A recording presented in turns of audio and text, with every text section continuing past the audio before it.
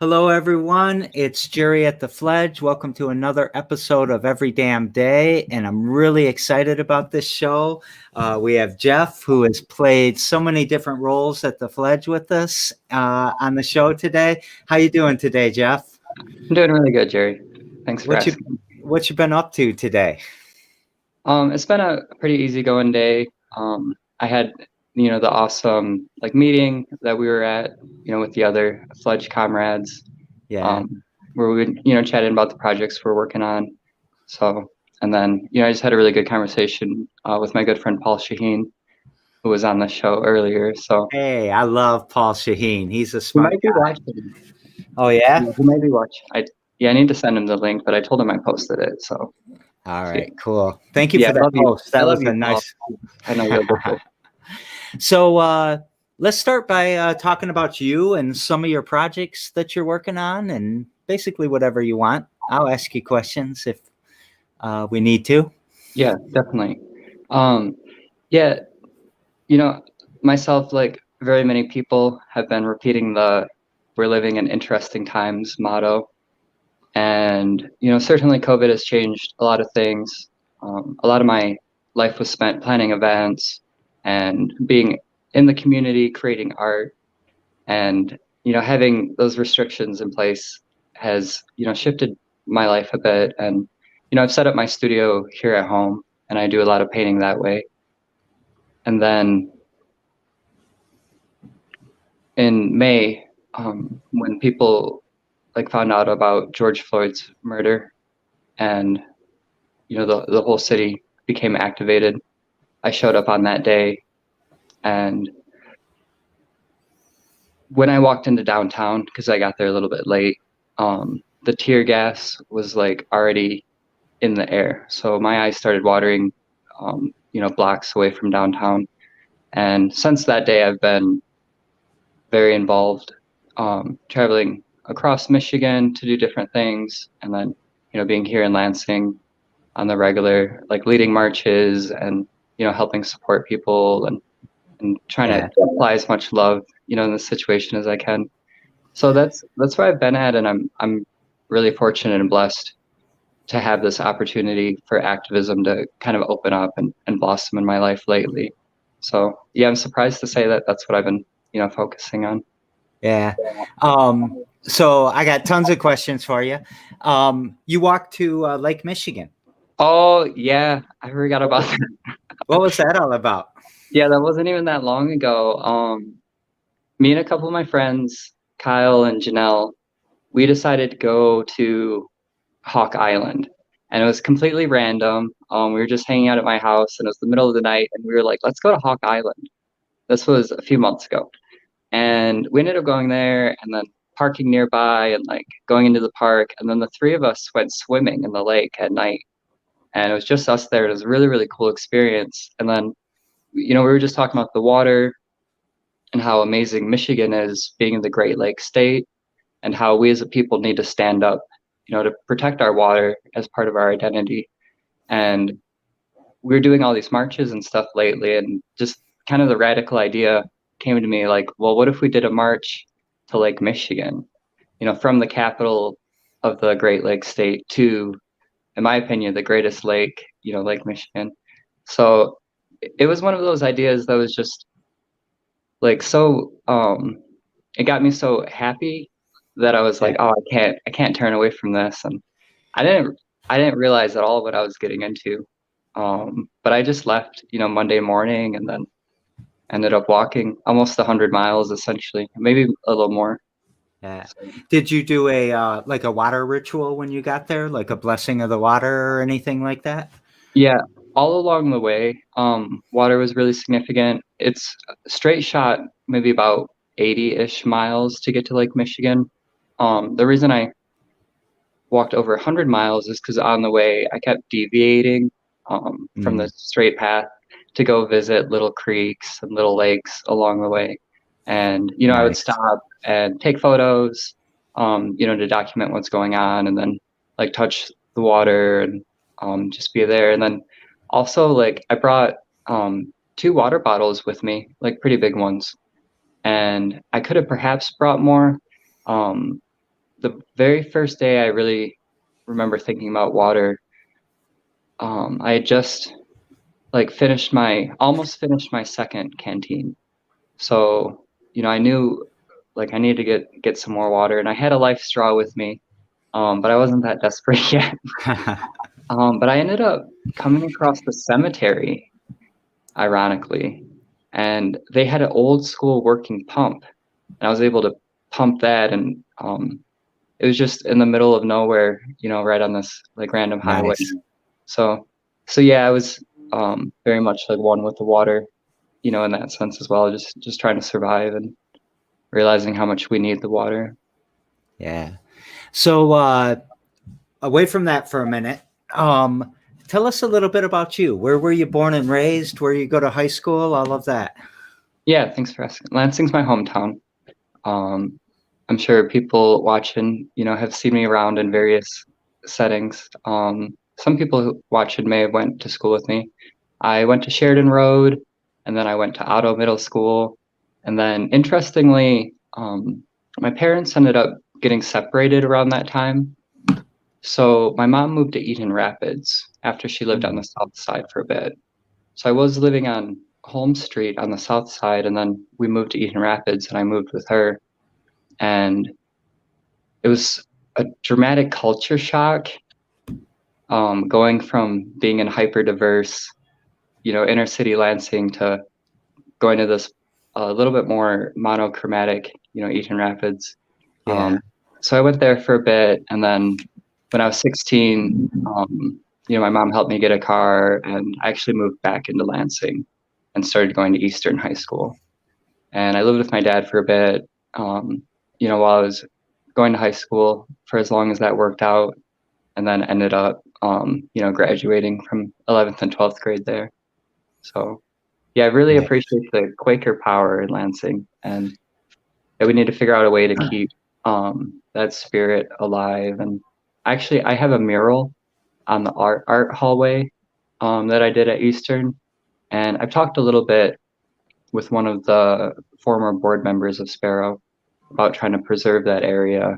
And I guess they have a historic team. So, but yeah, that makes me think of it now because, with that building having been bought by the hospital. Yeah. Ed Smith, I don't know if you know him, Edward Smith. He's an artist in the area that graduated in the 70s from Eastern, and he's got a mural there too that he wants to really preserve or make sure or whatever, Okay. I wonder if it was, do you know if it's in the art hallway or? I don't know. We didn't call it stuff that you guys called it back then. Yeah, it's probably the burnout hallway in our, whatever. So, yeah, I have some memories from that hallway. Let's jump into some projects that you're working on. What's the biggest thing you're working on right now? And I am trying to get you to say what it is. Yes, definitely. Actually, I did have to reach, somebody requested that I reach out to you about this, so it's an opportune time for me to bring it up. Some of my friends with We the Free People of Lansing, they're doing a community give back event, and we've noticed a lot of protests happen like downtown and stuff like that, but where we really get the most reaction and like the most love from the community is when we go to the south side. So they're setting up a like hat and clothing distro there, as well as like community building and other mutual aid services. Yeah. So they wanted to reach out to you to hopefully use the Fledge as a hub for donations, so people can drop stuff off there. And then I was thinking, because you guys are doing so much of that work, maybe we can take some of what the Fledge has over there that day, and then anything extra we'll just bring back. So I say yes to everything. That's what gets me a big ass mushroom in the middle of the sanctuary. So if you've been to the Fledge and you've seen the big mushroom, Geoph did that as one of his projects that was that this year? Yeah, technically in February. That was early in the year. But so yes to your project, that's easy. But that ain't what I'm asking you. Are you doing something else? Oh, Are you collecting petitions? Are you? yeah. Yeah, I've started a huge, huge endeavor. I'm embarking on a campaign. I referenced how we were protesting, every day in Lansing, and a lot of that effort surrounded reaching out to Andy Shore. And we went to his house multiple times. He met us at the Capitol, and whenever we talked to him, he was always very evasive. It was really challenging to get him to look us in the eye. And one time after days or weeks of this going on, um, there was a scenario where he showed up at the Capitol, when we were there, and I asked him, just kind of casually, like, "Hey, like Andy, how do you feel about defunding the police? Like, what do you think about this?" And he was immediately jumping to like what kind of statement he wanted to make or didn't make and stuff like that. And he had already made the joke about not looking forward to spending any more money on tear gas, in the city budget. And Paul Birdsong actually called Andy Shore out and said, like, Andy, look at this guy. Look at him like an actual, fellow human being. And he was like, Andy, like, how would you talk to your kids, if they reached out to you and asked you a question? And the whole situation, like, being in a city like Lansing, we're the capital city, and we've lived around like this establishment so much, and there's these ideals, that the mayor like maybe could look out for the people or whatever. And even in that moment, like Andy wasn't connecting, with me. And um, after like fighting so much and wanting these results and like begging for these results, I've decided that we don't need to beg policymakers who don't care about us to actually take care of and address our needs. And now I've decided that I want to be in that position. I want to be the mayor of Lansing, so that way I can actually like be there with people when they're grieving and show people that like the city does care about them, and there is a reason to get involved in this establishment it's been hard won, because there's a lot of evil and savagery in the world. So yeah, that's why I decided to take up my dead name, my father's name again, Jeffrey Scott Handley Jr. And I'm running for mayor of Lansing for 2021. The first thing I did after high school, when I graduated from Eastern, a few days after I graduated, I flew to San Diego, the Marine Corps Recruit Depot. I had been told another like lie or illusion, in that sense, because the recruiters and all of the commercials on TV, they told me that the Marines were this, honorable group of people, who had integrity and commitment. And, I had a very, very different outcome, when I met with them and I went through boot camp and I graduated.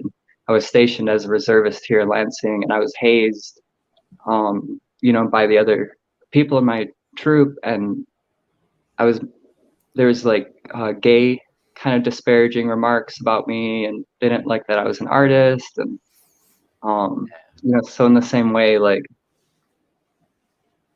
I was drawn in because I feel like as an artist, I am really blessed to be here where I can have freedom of speech. So I felt like it was a patriotic duty to be willing to fight for that right. And in the same sense, I feel like me running for mayor, it's my civic duty, because there's too much like pain and devastation that's happening every day in everybody's lives. and it's not being addressed. And Yeah. I feel like by getting involved, we can do something about it. So I like it. The link I put out to the crowd in the comments is the image of the 100 cities that tear gassed their citizens. And the image of Lansing tear gassed is literally burned into my memory for the rest of my life. And it is burned into the memories of the 8 of you that I consider fledglings that got tear gassed that night. And so I just want to recognize that you said that. I threw that image out there because it's a powerful image, and everyone go take a look at it. So let's talk Mayor a little bit more. But I do want to get to art too. How do you think it's going so far? Yeah, my campaign for mayor, I think it's going really well, actually. It's really making people think, and have good dialogues. And my main intention is to inspire people to step up.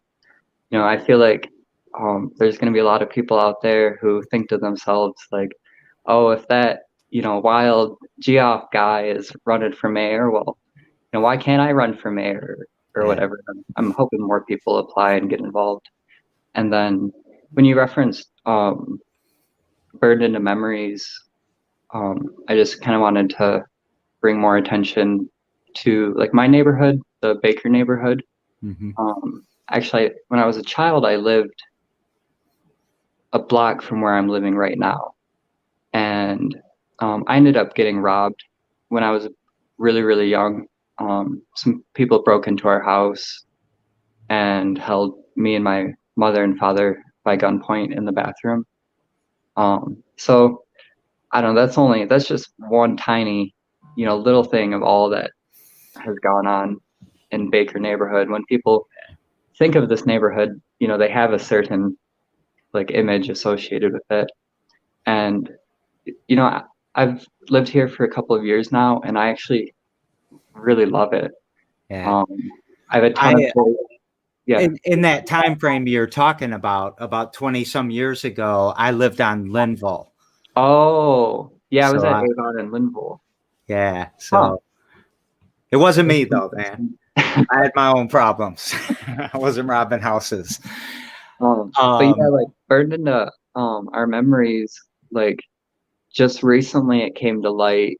The video of the LPD, the Lansing Police Department, brutally assaulting. That one guy. It was like out in the rain. He was shirtless. Yeah. He had just been in a physical fight. So yeah, now whenever I do my normal walk to the Baker Party store, I have this video, that I saw of what happened to this guy, kind of burned in my head, and it's weird because I was watching the video and then I did a double take, because it said it was on Baker Street, but it wasn't until I saw the wall of the party store and the color of paint, and so yeah, just another reason that we need to take action. So when I was still riding my bike back and forth from the Fledge to my home on the south side, I would go down Baker and go by there. I knew immediately where that was, and yeah. It's so I think it's a family neighborhood though. I see a lot of children like out playing on the streets. See older people. I'm seeing younger people as well walking around. So yeah, I think it's actually an up and coming neighborhood, and I'm concerned because, as the popularity like that has reached the east side, starts to spread. Mm-hmm. Right now the Baker neighborhood is in between Rio Town and Potter Park Zoo, and I hope that it remains, with its own cultural identity. Yeah, they love to throw Baker Denora on it though too, because Burt Reynolds lived in Denora when he was born. Right? Did you know that? Yeah. Someday I think there might be a Burt Fest or something. I've heard rumors about it happening. We could all grow mustaches and everything. So Yeah, that should be the Rio Town Planning Commission's next formal endeavor. Yeah. I think they're the ones. So I want to get to your art, but before I get to your art, is there? I have a question for you. If you did get elected mayor, and people were unhappy, and they walked to your house and stood in your yard like that, if you don't mind, do you think that would be fair? Would that be unfair? Would it be? I mean, would you want that at your house? I've thought about this a lot. I've made jokes with my friends, because I've asked my fellow activists in town, like, hey, like, what do you think about me doing this? And I've gotten their feedback and everything. Yeah, we've already joked that if I mess up, that they're gonna show up on my doorstep. I'm definitely showing up, pitchfork and everything. Yeah. So, yeah, I'm down. I think it's not just a job. I think it's actually like a way of life, and I think kind of making that commitment demands like accountability, because now, like, these are all your family kind of thing.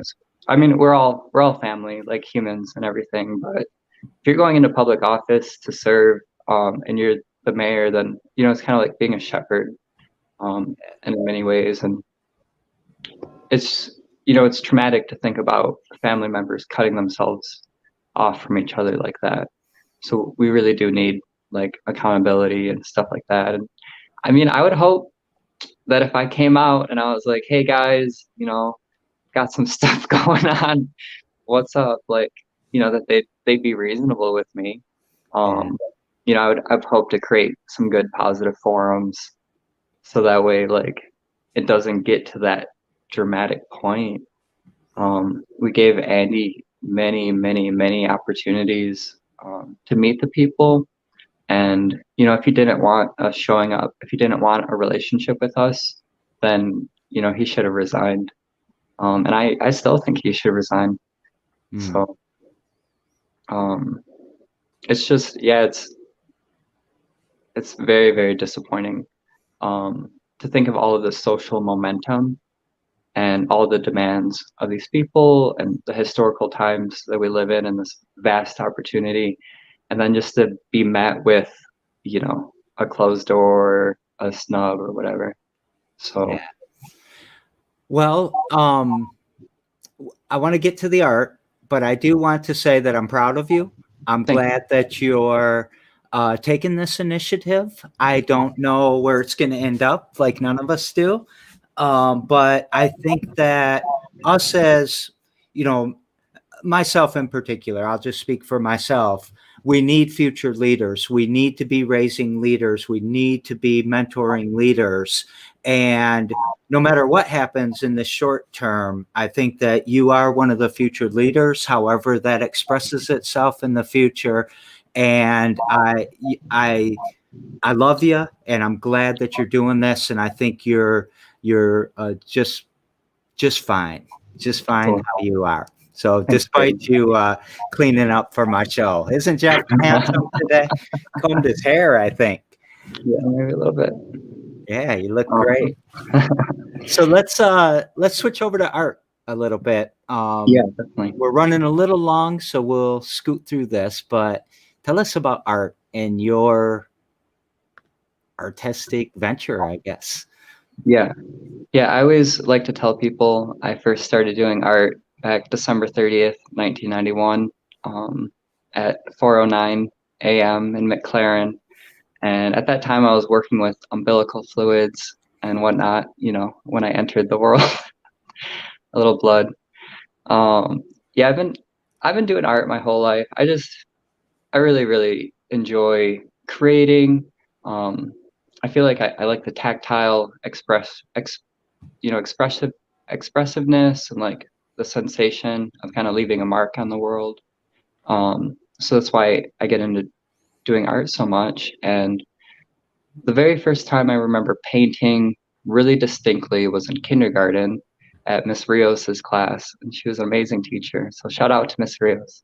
But yeah, I painted a waterfall, in this little easel in the corner of the room, and it was just gray circles and like blue, up and down.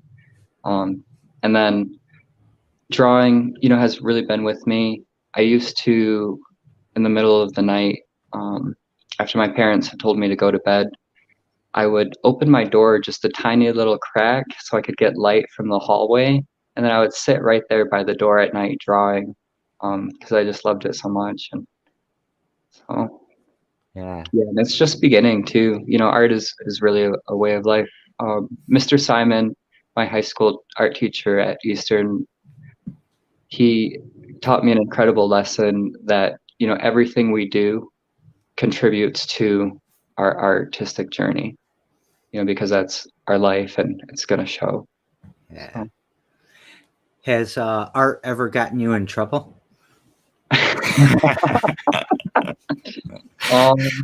So I got out of the Marine Corps with that administrative discharge because my first sergeant invited me to. Essentially, he said, "Don't show up tomorrow and you can walk away."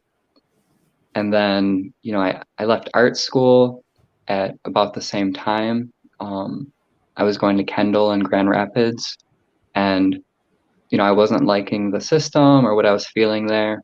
So, I got back into music, and I was in a band essentially as a full-time endeavor, while painting and doing other things. And then I decided I wanted to host an art exhibition, and I had already done one open mic. And when I was in bands in high school and stuff like that, so I kind of had a background of doing shows, but I did an open mic. And then I planned something called the Haunted Art Exhibition, and it was going to be at the Old Blind School. And it was just going to be like a free roam haunted art exhibition, in an abandoned building. And then I was a little ridiculous. So, I had contacted City Pulse, and they came and did a story. And then people were like, "What the heck is going on in Lansing?" So then I got a letter from the city attorney to Geoph Espen, telling me to cease and desist. And I was pissed off. I tried to contact the Ingham County Land Bank to work with them to figure out how we could do this event and make it safe and whatnot, because the Old Blind School had been being used as a crime hub. Stolen items were being there. I heard murders may have happened there. So it was just this terrible place that I was trying to make an art, event happen there. And then, the city shut me down. And then the city attorney, told me I'd get in trouble. So that night, in an expression of art, I ended up going to the state capitol building, and I drew 2 stick figures on the pillars. And I was slightly out of my mind, but I've had a lot of time to think about this since then. Some of it was served, in a cold, hard cell. But stick figures are the most basic thing that people who don't do art say that they can't even draw. A lot of people say "Oh, I can't even draw a stick figure." And my belief is that everybody can do art. I think art is as natural as sneezing, for example. And, we really need to shatter the illusion that, only an artist can do art, because all of us are artists. We all create in our own unique ways. And my unique way of creating that night was doing these stick figures on the state capitol building, on the pillars. And we, the people, are the pillars of our society. We hold up that building. And then that was a misdemeanor. The more serious incident was painting on the back of the War Memorial. And the front of that memorial, it's on it'd be the northeastern side of the lawn. It honors Michiganders who are wounded and who have been killed. through every like American war, and you see the numbers literally just going up and going up. It starts with tens of thousands and hundreds of thousands.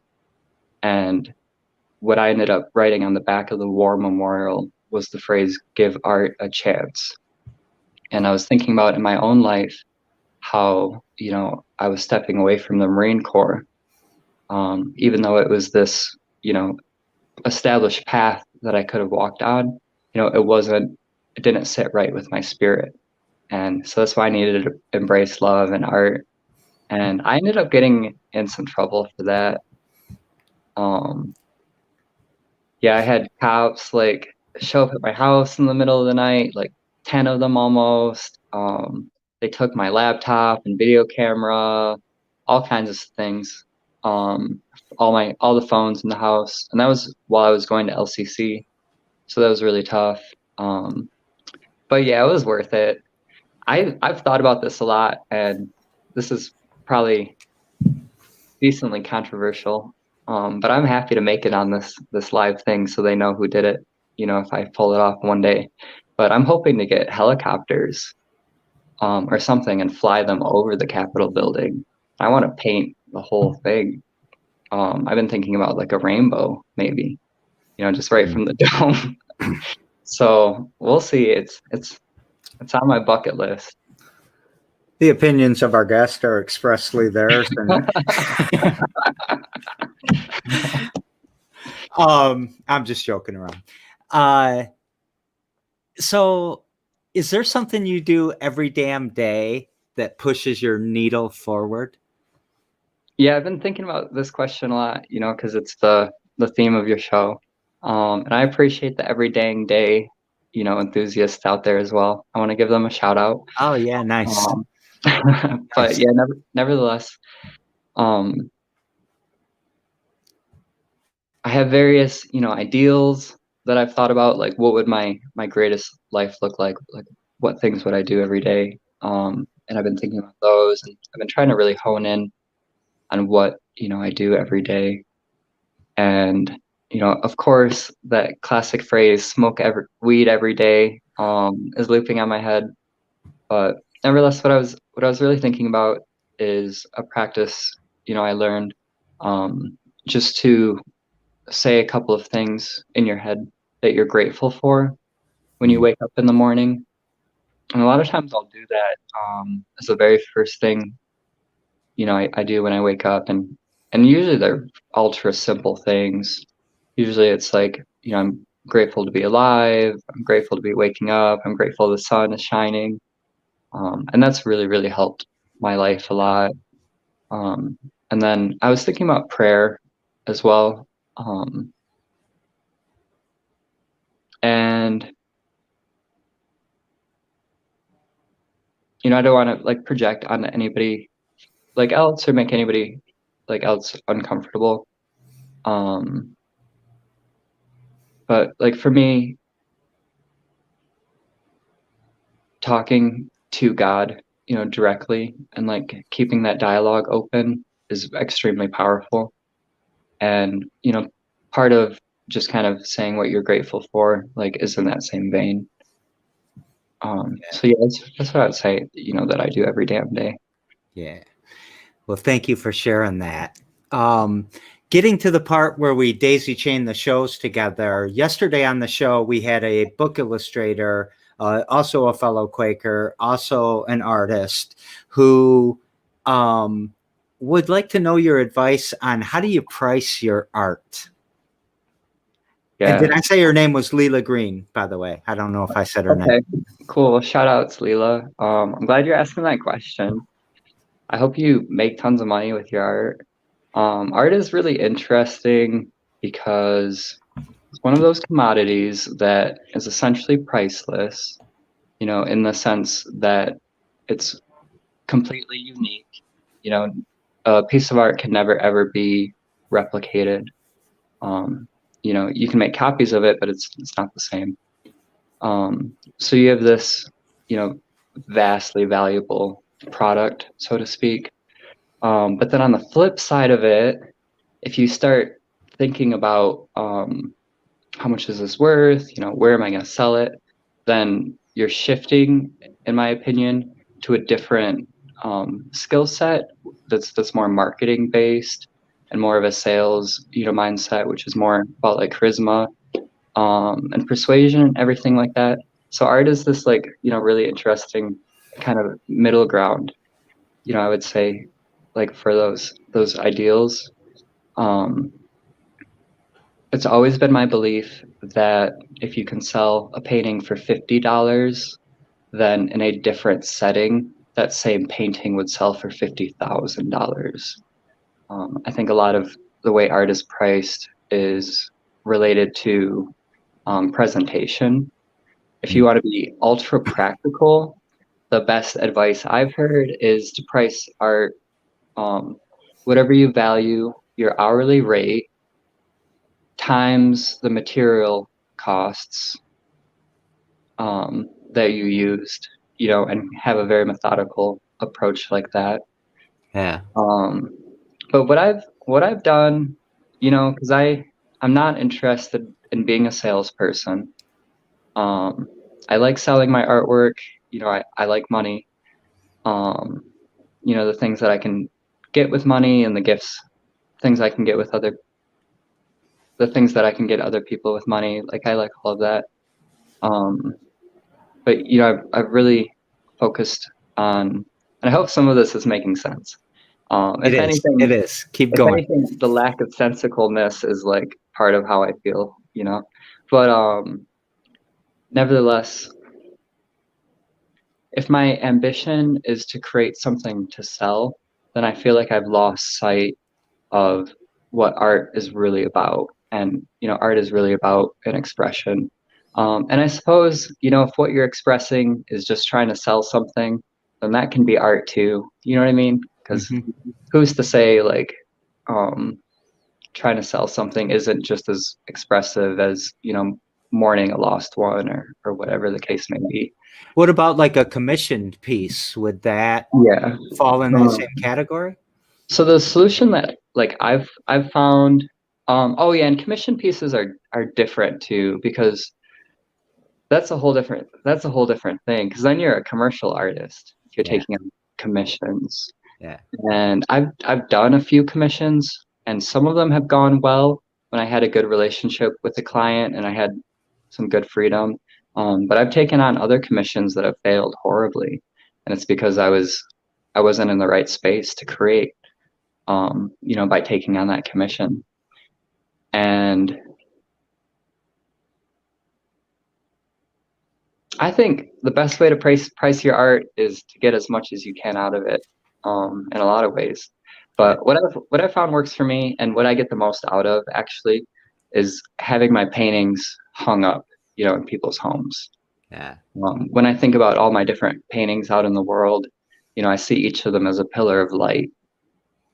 And I imagine the space that they're in and that they're creating. So I price my artwork in such a way that it's collaborative with my purchaser. That way I can meet at least the base cost of supplies, and then I can get my painting, in somebody's home as easily for them.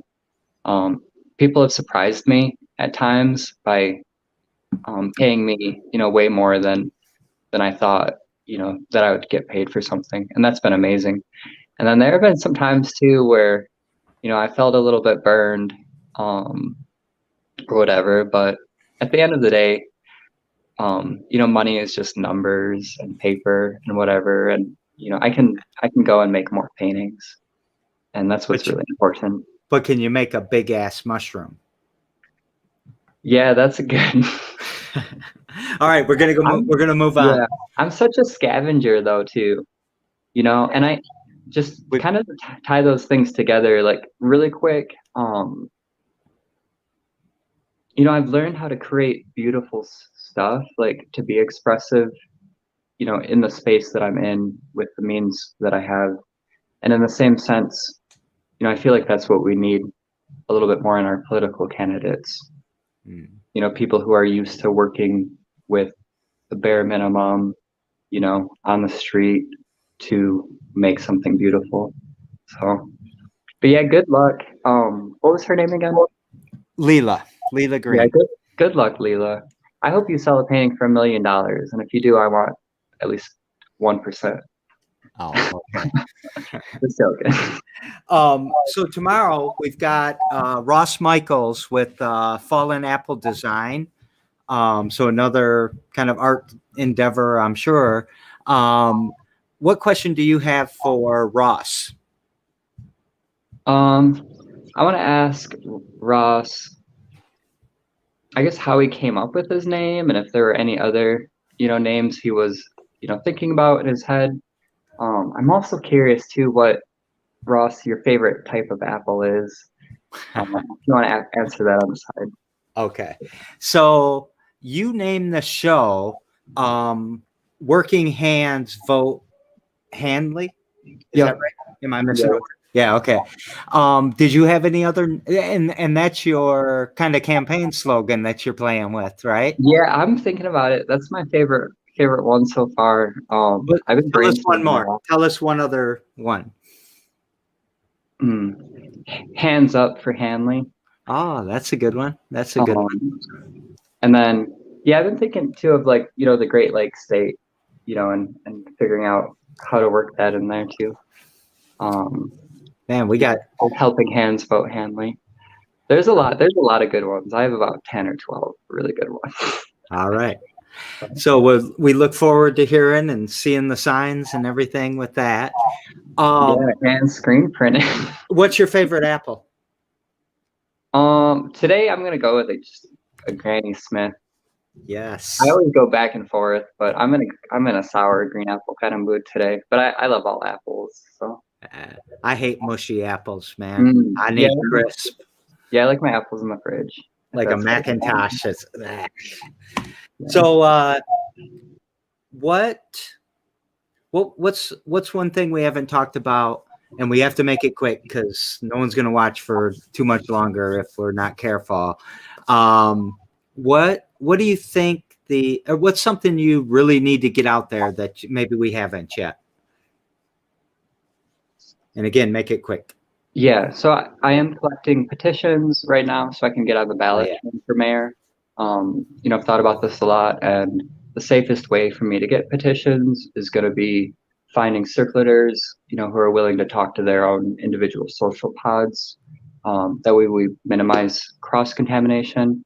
So find me on Facebook, Geoph, and ask me some challenging questions, see if you think that, maybe I could represent you, and if you're able to help me get petition signatures, I would really, really appreciate it. So yeah, thank you. All right. And we'll post some links so that you can get involved or check Geoff out or what have you. But again, I'm proud of you for taking these steps. I'm proud of you for being an example to your community and the communities you're building around you. And I really appreciate you and your relationship with myself and with the Fledge here. So on that note, we're going to say goodbye for the day. And, I'm keeping my commitment. So see you later.